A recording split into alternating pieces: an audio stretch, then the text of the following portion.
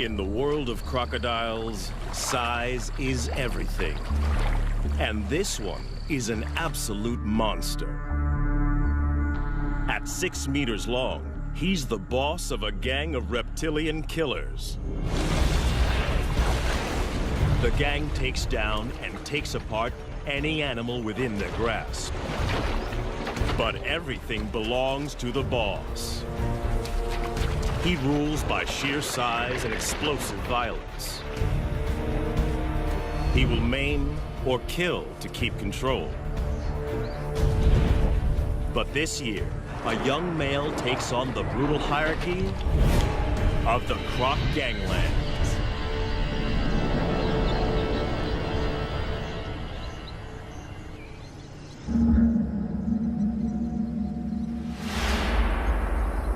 When a baby hippo dies of heat stroke on this beach, only one crocodile has the right to claim the bounty.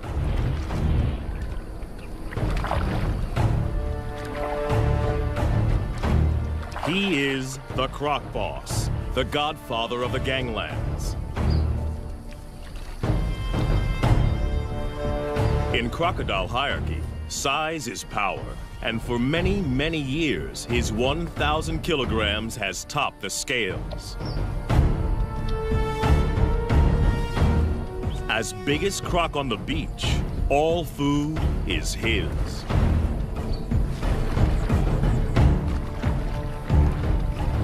The other crocodiles don't have the power or rank to oppose him.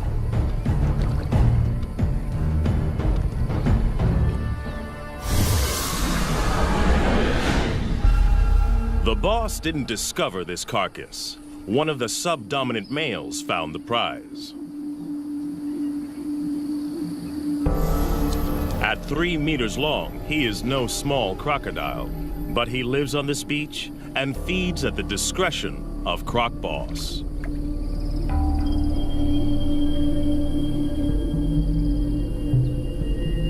All the smaller crocodiles understand the rules. They only eat if the boss allows it. All along the river, territories work the same. Sections, each as big as 4 Olympic swimming pools, are dominated by a single large crocodile and his gang.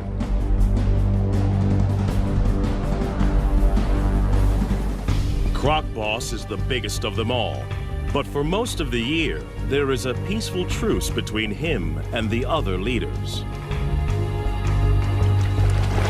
Border skirmishes mostly occur during the mating season.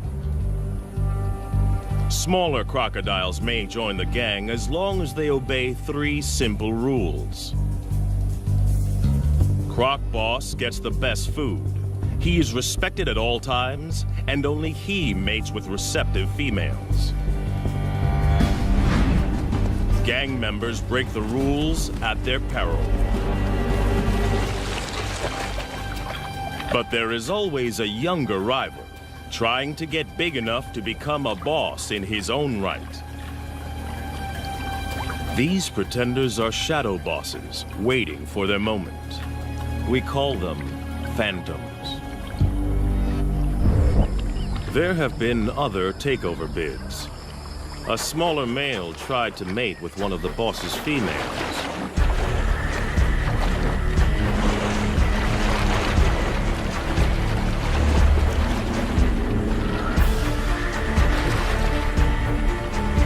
It was a reckless move.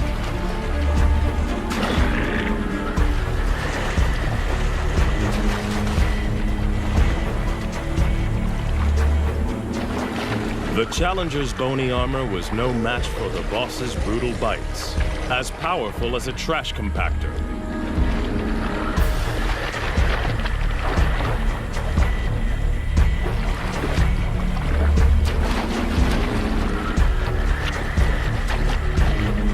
Discipline was swift and terminal.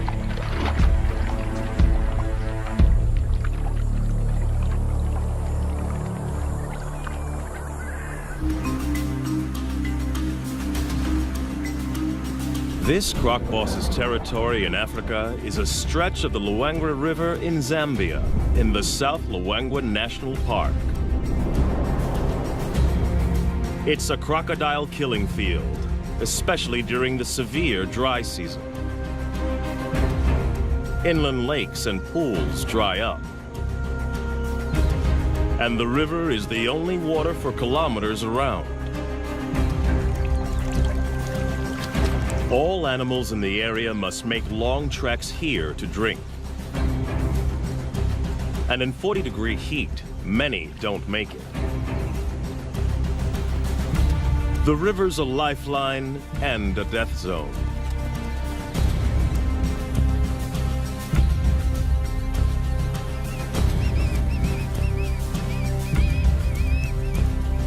For the croc gangs, the living is easy.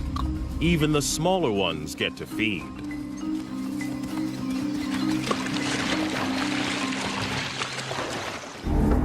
But crocs aren't the only gangs in town. Lions also know the riverbanks are teeming with easy pickings. And they're willing to fight the crocs for food. This puku antelope's caught between a rock and a hard place. After fleeing from the lions, he's stranded on an island in the croc-infested river. He's got to get off or starve.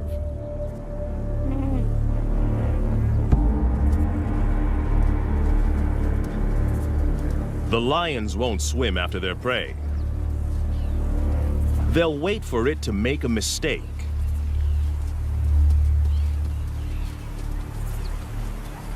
The puku's biggest threat lies in the water. The young phantom is perfectly placed for an attack. Away from the gang, this antelope is his to lose. There's no way the croc can catch the puku on the land. But there's no way the puku can outswim the croc. It's like a game of chess with life and death stakes.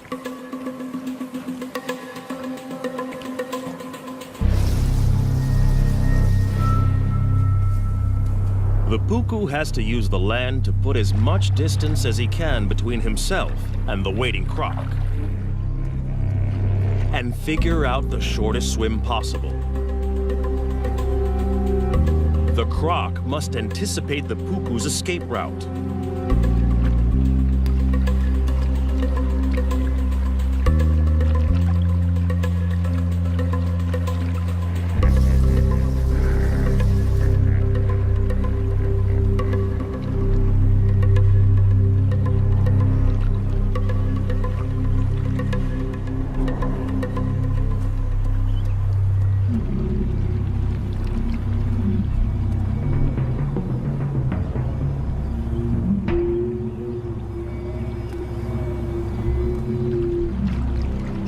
Life boils down to a simple equation of speed versus distance.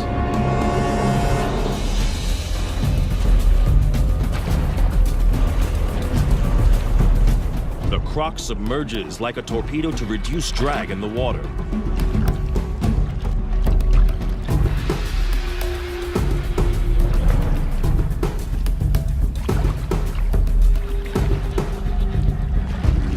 But his top speed of 10 kilometers per hour is not fast enough.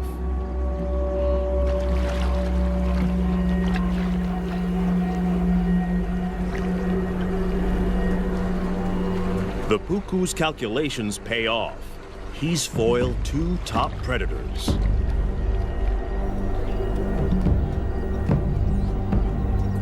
The young croc misses an easy kill.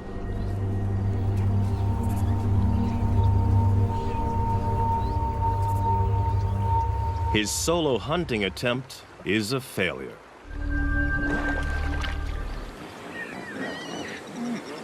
But the dry season has another food bonus on offer. Huge numbers of hippos crush together in the Luangwa's diminishing deep water holes to keep cool. No crocodile, even one as big as Croc Boss, would attack a full-grown hippo.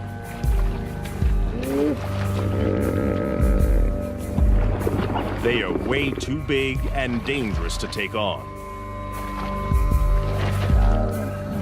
A single hippo bite would destroy a big crocodile.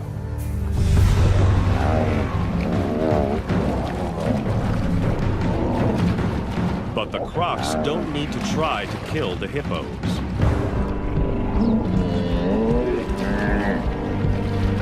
In crowds like this, these aggressive 3-ton herbivores will often fight to the death.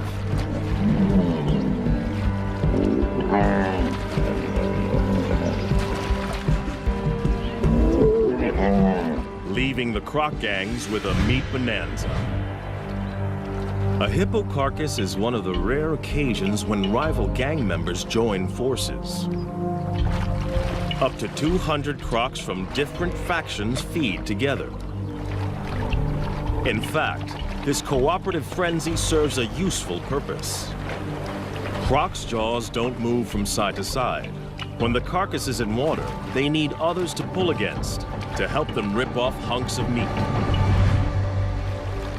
It'll take them less than 2 days to completely demolish a 1-ton hippo. With the most acidic stomach of any vertebrate, crocodiles can digest every centimeter of a carcass. And as usual, the final chunk of meat goes to the croc boss.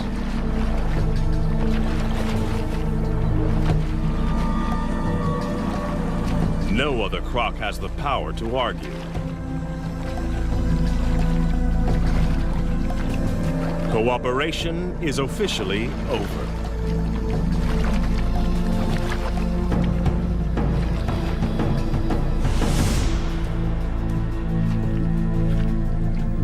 Back on dry land, the lion pride is also living well off the deadly dry season. There's no need to hunt when the scavenging is so good. They rule the riverbanks just beyond the croc's reach. They own this feeding ground, and the crocs know it. Even Croc Boss won't come up here to try to take this carcass off the lions.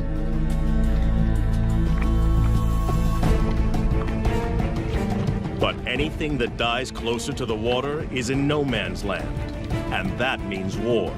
Lion versus croc.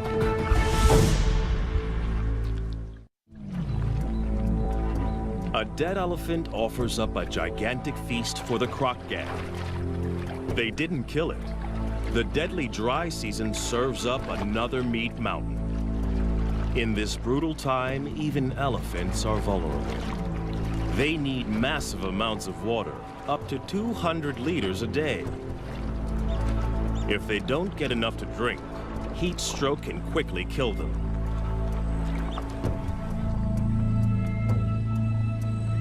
The crocs have the carcass now, but they don't own it. It's right in the conflict zone.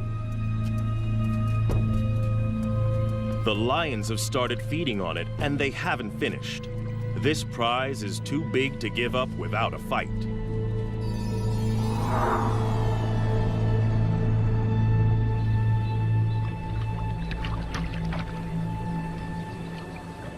One young male wants more.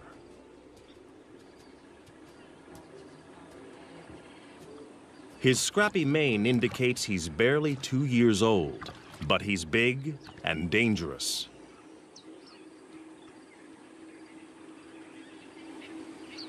Most of the crocs know to keep their distance. Even this immature lion can kill them. But the inexperienced smaller crocs are willing to take him on.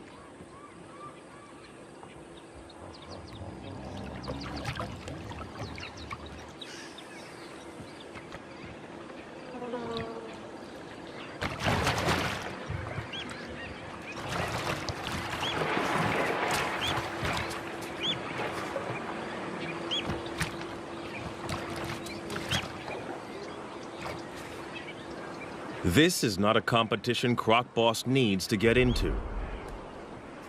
The pickings are slim, and if the gang wins, the carcass is his for the taking anyway.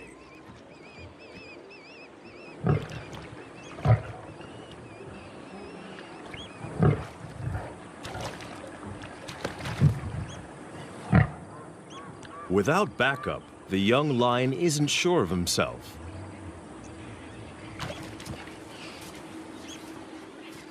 The crocodiles win today.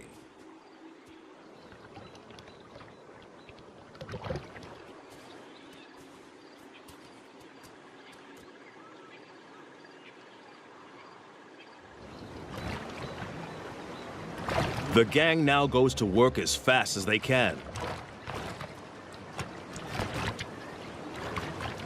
It's a race to rip as much meat as possible from the carcass.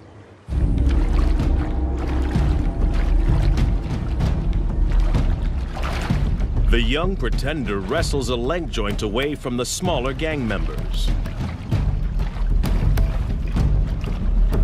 Aggression, theft, and brutality are the ultimate tools for survival. In crocodile hierarchy, bigger individuals are always looking to exploit the little guy.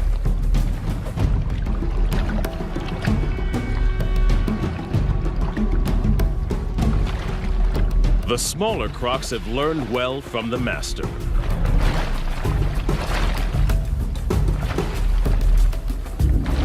But there is only one master. Croc Boss comes to claim his dues.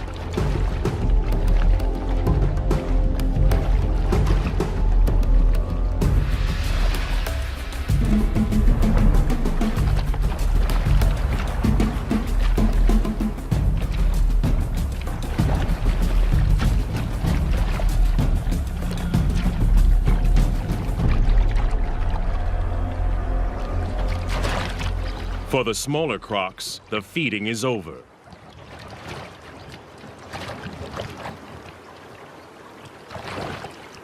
There is no way for the Phantom to mount a challenge.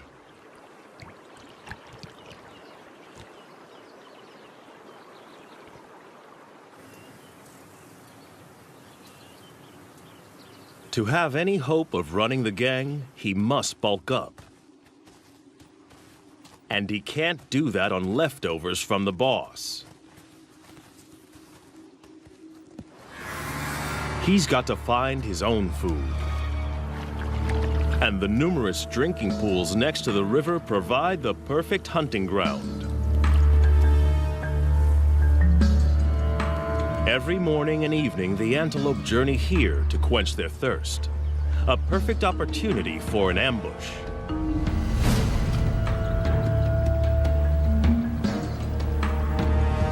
But the impala are on high alert.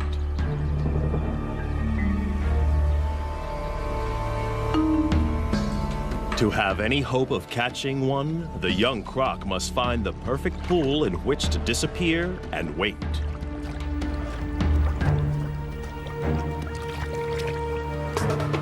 The impala are smart to the crocodile's strategy.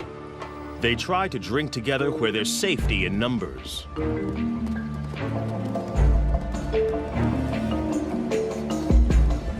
The crocodile must wait for a loner.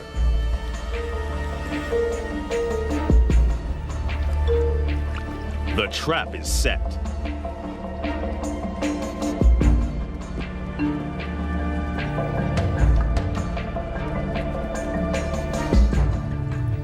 He can hold his breath for 2 hours. And this impala has no clue that below the surface lurks a ravenous crocodile poised to strike.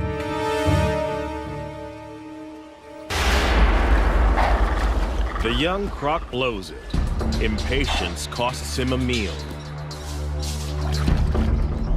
Crocs can launch their entire body out of the water in less than half a second. But timing is everything, and he has a lot to learn.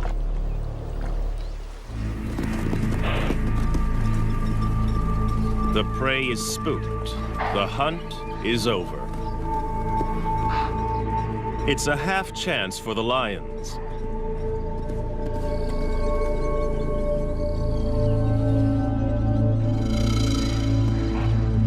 But it's a long chase, too exposed. And they're not that desperate.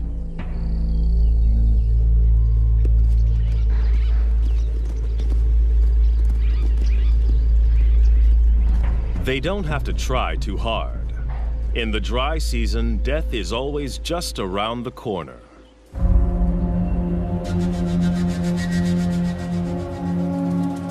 After the unsuccessful hunt, the young croc has to recover and recharge his batteries.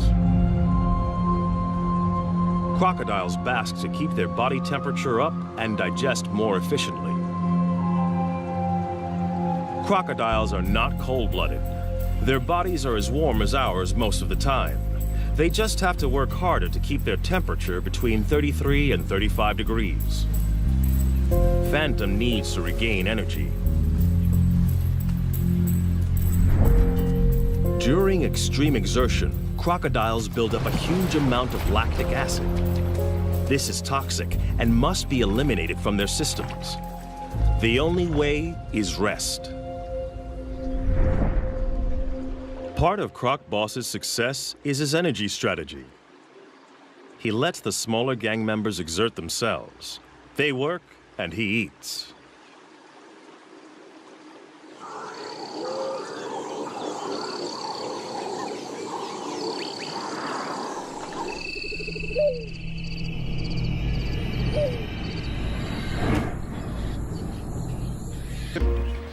And they have the most unexpected allies. Water birds are usually fair game for crocodiles. But during the dry season, there's a truce. The birds don't fear the crocs.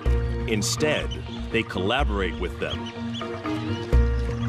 As water disappears from the inland lagoons, fish become trapped in the shallows.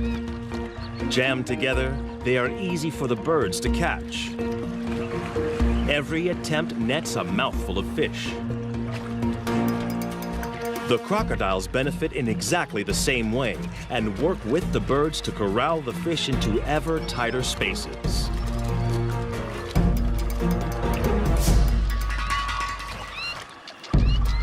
Each fish is a tiny meal, but for the small crocs, this technique is well worth the effort.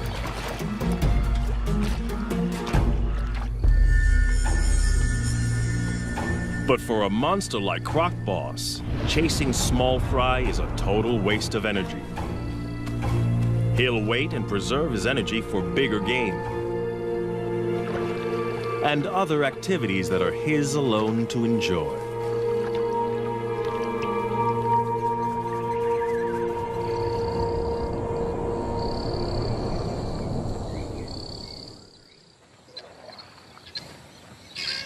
The dry season doesn't just bring a food bonanza. There's an even bigger prize, mating. The ritual begins at dawn. Lifting their heads, the females show submission and look for the most powerful croc to mate with.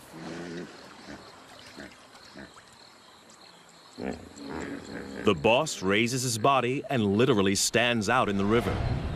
It's a visible sign of his status. By rights, all receptive females are his.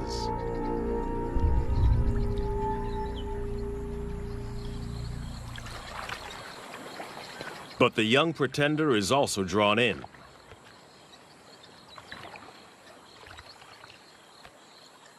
The females secrete a pheromone into the water. It signals they're ready.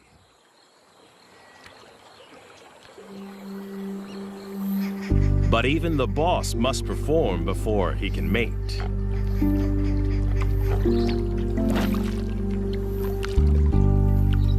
It's the only situation he cannot control.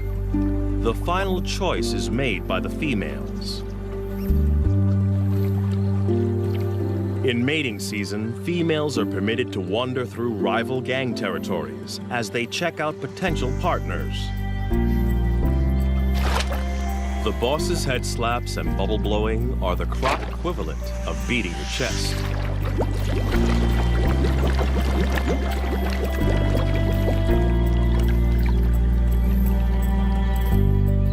It works.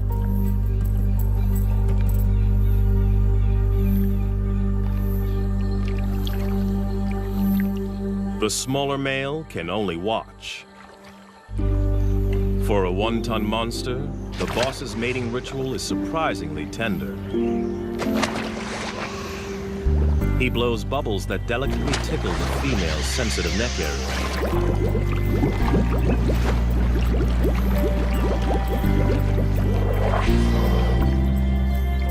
The pair will remain together for up to 1 hour before choosing new partners.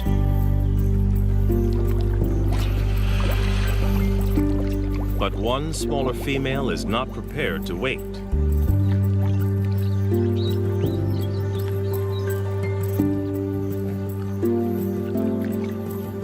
She's interested in the younger rival.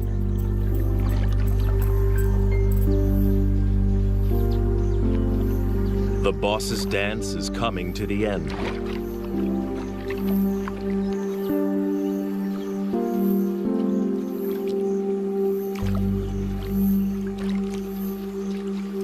The pair submerges for their final act. And while his leader is underwater, Phantom chances his luck.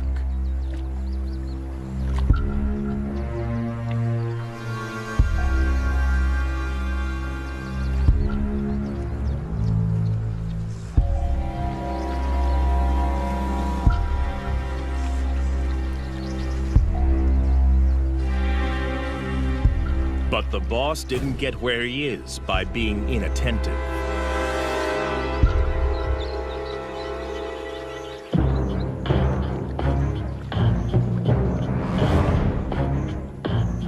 For a junior to mate with one of his females is the worst kind of disrespect. He must be punished. Others have been killed for less. The young croc is now swimming for his life. He's offended in the worst way. And Croc Boss will kill him if he can catch him. But his chase is half-hearted. The boss is still distracted by the mating privileges that come with his position.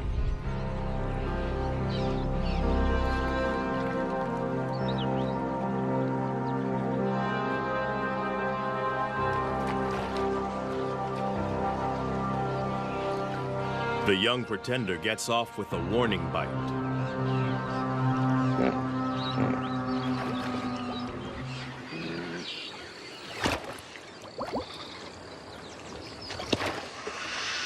Now the insubordinate is dealt with.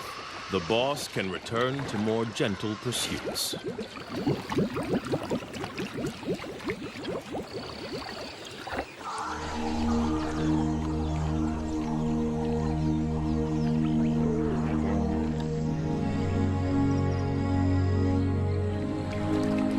The right to mate is still a long way off for this young croc. He needs to grow. And to do that, he's got to grab every opportunity to hunt.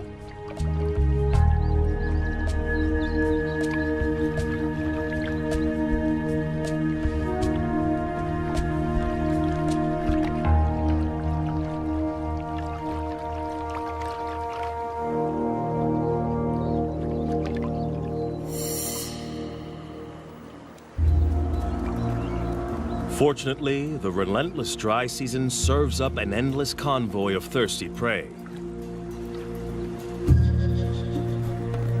Twice a day, regular as clockwork, impala and wildebeest gather to drink.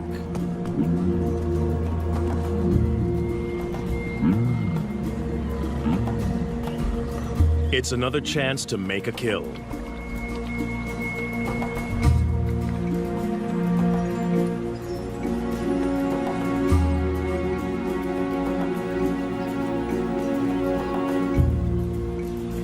These impala are safe. They know exactly where the danger lurks.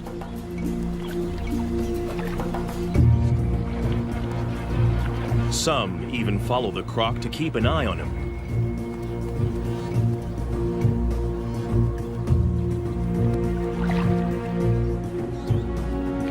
He is searching for the perfect place to spring a trap.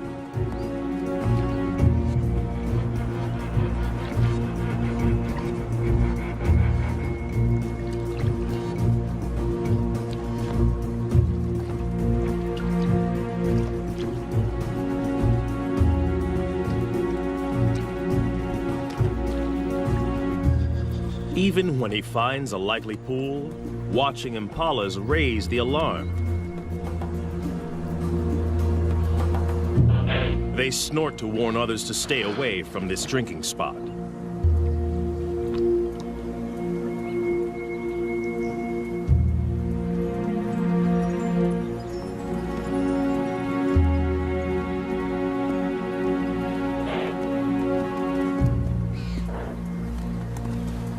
But with an unending stream of animals coming to drink, it isn't long before one individual doesn't get the message.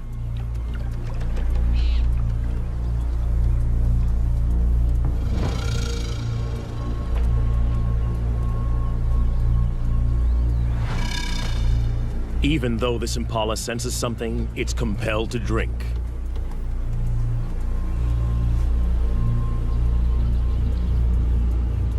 Thirst overrides fear. But it's braced for danger.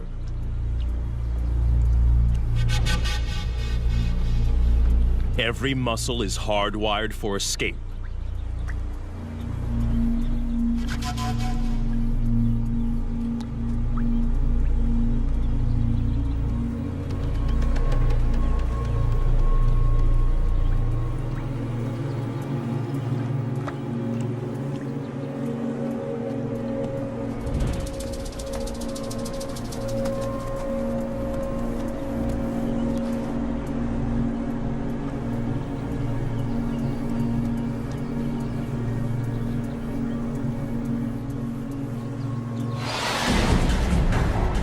Perfect strike. But can the young croc hang on? For a second, it looks like this impala might escape. But it dislocates its leg, and it's all over.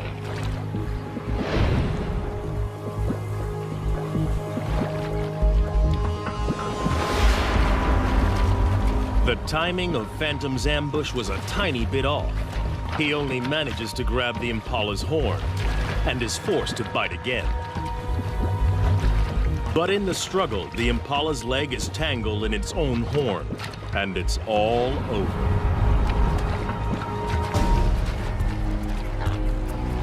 It won't be a quick death. He will have to drag his kill into the deeper river to drown it. Ambush hunting is what crocs do best. But timing is everything. Phantom's first attempt was too rushed, and he lost his meal.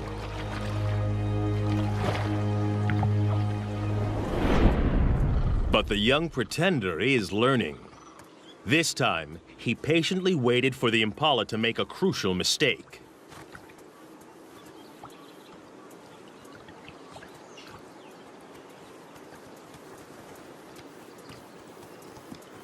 As the ram is joined by the female, he relaxes and drinks for a fraction of a second too long.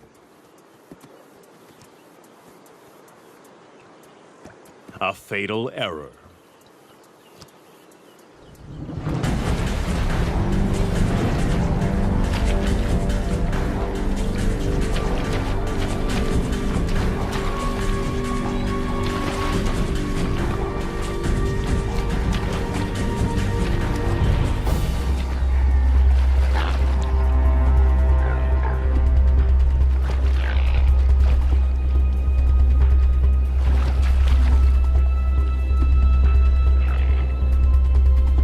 But the croc has made a mistake too.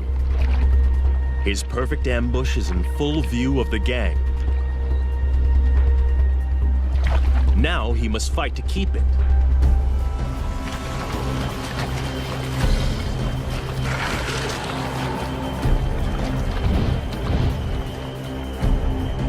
And the croc boss has also seen the takedown. This meal is now his. The young croc has no right to oppose the boss. But he's not going to give it up willingly. He's hungry and stubbornly hangs on. But he hasn't the strength to compete.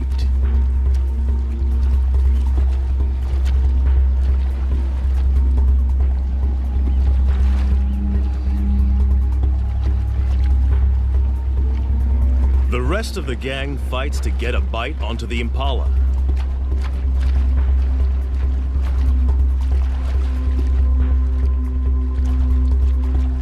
They try to lock on before the boss begins his death roll.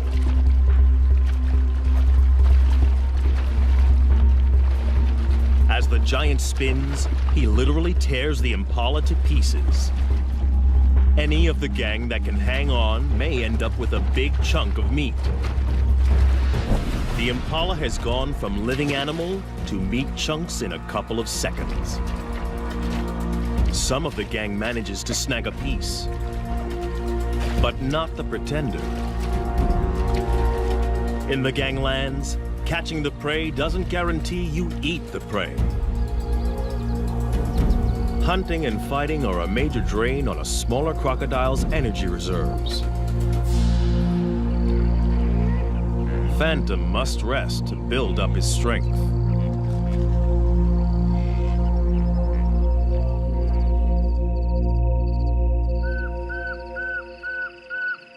Other animals have no such energy restrictions. Away from the river, the African night hums with activity. For the prey species, the danger doesn't let up just because it's dark. Impala and puku rarely lie down to sleep for more than 10 minutes at a time. There are too many predators on the hunt, so they are forced to stay awake and alert.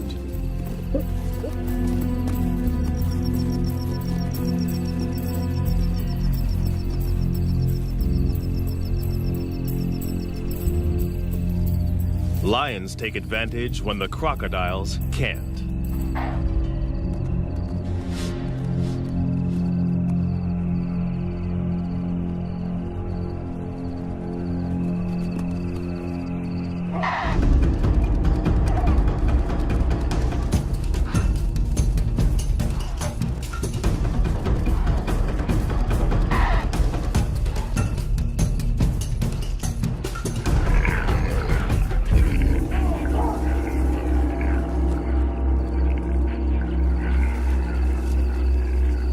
Tonight, a puku loses the battle.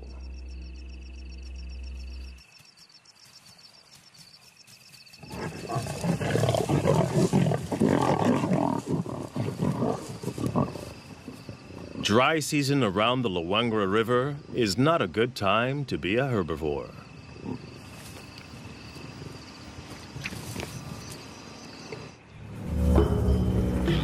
Another day, another death.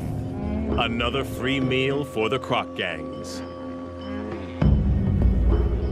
As the sun warms the crocs, it triggers a feeding frenzy on the hippo carcass.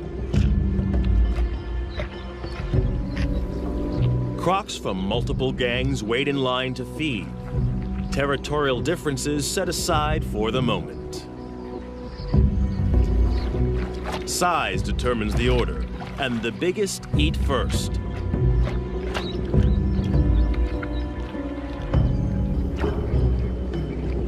The young pretender and the other smaller crocs must wait.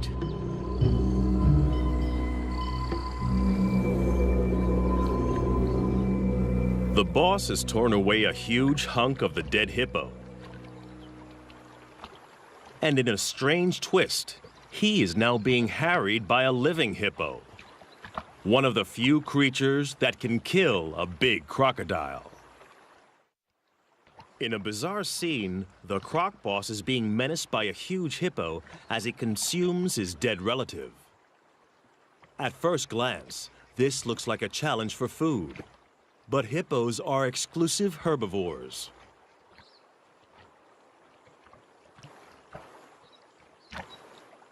They've been known to lick carcasses, possibly for salt or minerals.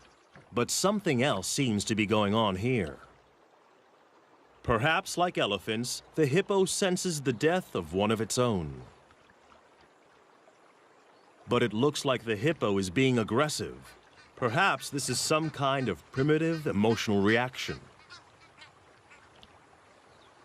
Whatever the hippo's motivation, the huge crocodile knows this is dangerous.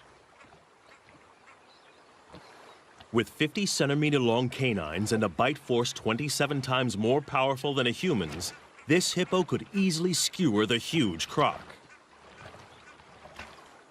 For the first time in a long time, the boss is being pushed around by a bigger beast.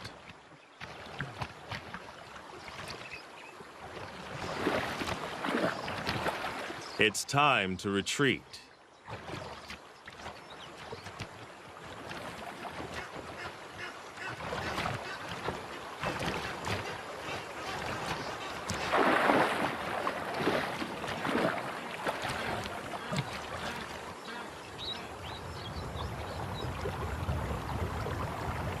Success in a croc gang is all about being a consummate opportunist. And now the young croc sees an opening.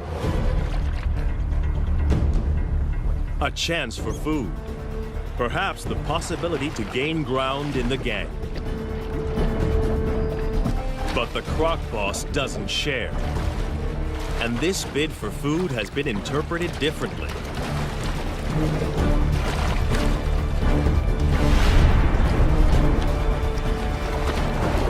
It's now a power struggle. And the boss's violent death roll is a deadly attack. Instant retreat is the only acceptable way out, and the younger croc doesn't take it.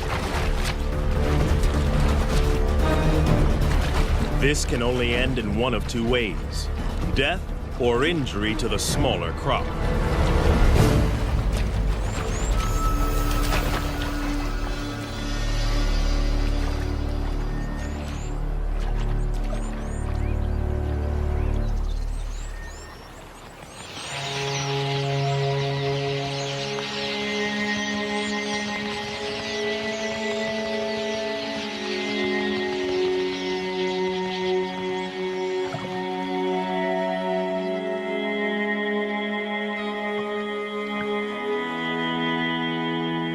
He gets off lightly. He is alive. But it's still a disaster.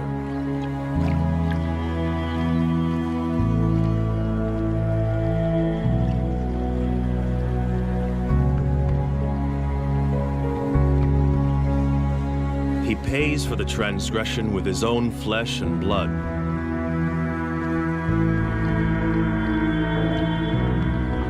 The monster croc ripped his top jaw clean off.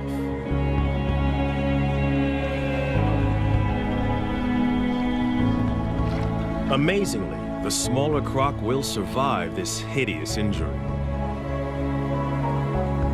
Crocodiles have special antibodies to help them heal from massive wounds. But it will not regrow.